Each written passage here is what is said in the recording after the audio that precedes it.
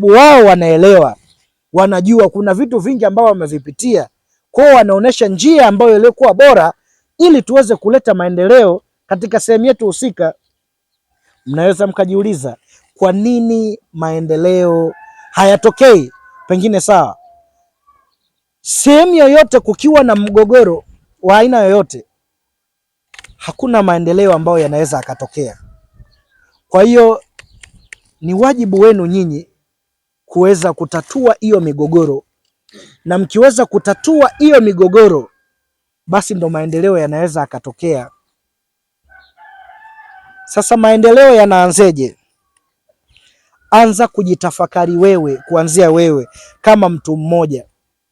Tunaoyapitia kama taifa, tunaoyapitia kama wilaya, tunaopitia kama kijiji, je, yameniathiri vipi mimi na nipo katika nafasi gani? Ukitoka wewe, nenda katika hatua ya familia. Je, katika familia yangu mimi ninapungukiwa na nini? Nina shida gani? Nini kinachonisumbua? Ninashinda kufuata maendeleo. Hiyo ni katika levo ya familia. Ukimaliza katika levo ya familia au kaya, rudi sasa katika levo ya jamii, hii jamii nzima. Kwa sababu wewe kama unaishi katika sehemu hii au kitalu hiki au sehemu hii hapa, nyumba yako hii, una majirani. Ukiona kwa jirani kwako kuna waka moto, jihadhari, kwa sababu huwezi kukaa sehemu yani uko peke yako, umejitenga, hausaidiwi, unaweza ukapata shida, majirani wamekutenga. Na ndio maana nimeisema hii katika level ya 3, kama katika jamii tunaishije? Tuna upendo, tunasaidiana. Umemuona jirani yako anapitia shida, anapitia manyanyaso, anapitia vipigo, hausemi. Zipo sheria ambazo zinamlinda kila mmoja, awe mwanamke awe mwanaume. Kumbukeni, tunaongozwa kwa taratibu, sheria na kanuni STKs. Sasa kama tukiishi kama tuko kwenye kisiwa na watu hawasemi, na pengine mtu ajui, labda mimi nitaenda kushtaki wapi?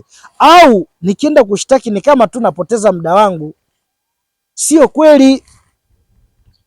Nazungumza na nyie wa mama ambao pengine hata kwa siri mmekuwa mkifika kule, lakini mnasema tusaidieni tu kutoa elimu au tusaidieni tu mje kule, lakini labda mimi mume wangu nampenda, lakini amenipiga jana. Unaona, jana ameniumiza, jana nilifanyia hivi, angalia amenikwarua.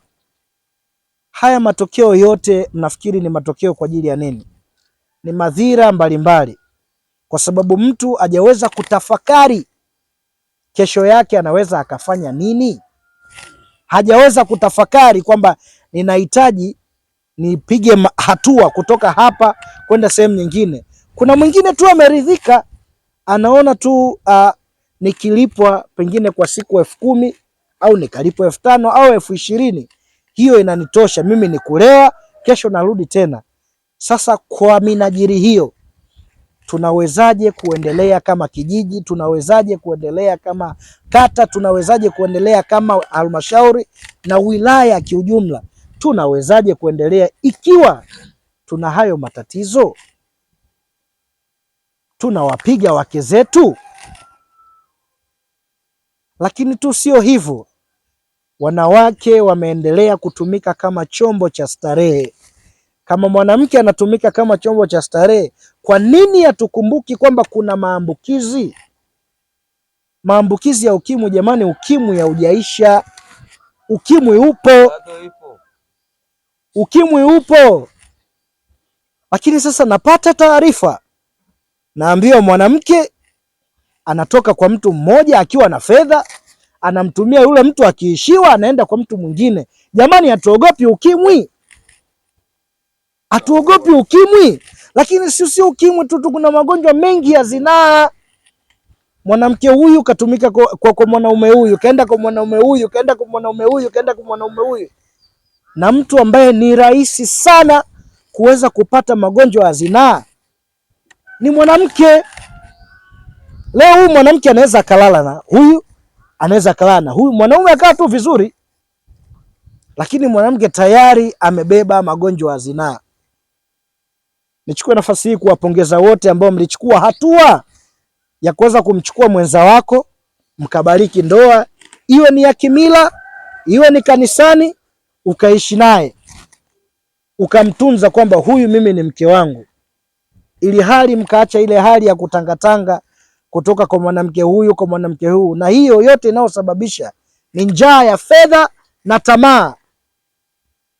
Sasa mwanaume unatumia nguvu zako, unatengeneza fedha tena nyingi, lakini ujiulizi hizo fedha zinaenda wapi? Hizo fedha unaenda kuzitumia kwa mwanamke. Sasa kuna maendeleo hapo? Unaweza ukavuka kutoka sehemu moja kwenda sehemu nyingine.